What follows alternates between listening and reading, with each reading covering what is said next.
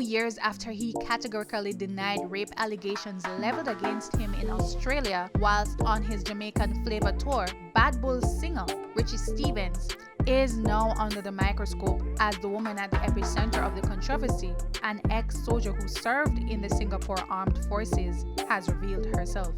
In November 2019, Stephen had posted on his Instagram page that a member of his Australian tour entourage had accused him of sexual assault. According to the Weakness for Sweetness artist, he had been forced to take to Instagram to address the attempt made to smear his reputation. In the lengthy post, the former Motown artist had said the allegations were untrue and that the person who had accused him had been removed from the tour. The woman had not been named. 3 days later, the Governor General awardee, who was 52 at the time, followed up on his initial post with another, in which he stated that his management team had brought it to his attention that the smear campaign was still ongoing, despite his previous posts asking the perpetrator cease and desist. He warned that legal action would be taken against his accuser.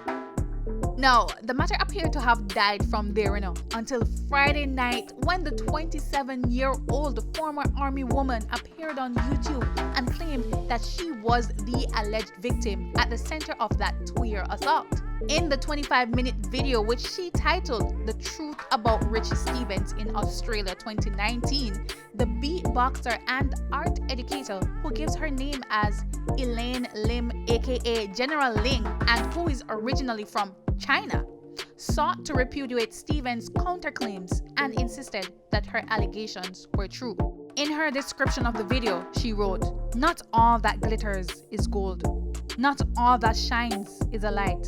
You can say it wasn't told, but when the truth is out, people will know. Disclaimer: I want to clarify that dressing is a non-issue on such cases.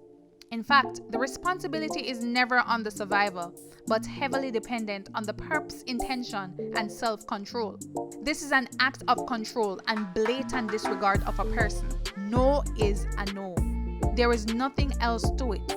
In the video, she detailed her experience of what she described as a brazen attack, in which she was overpowered, assaulted, despite her repeated no's. So do you believe she's telling the truth, or do you believe Richie Stephens?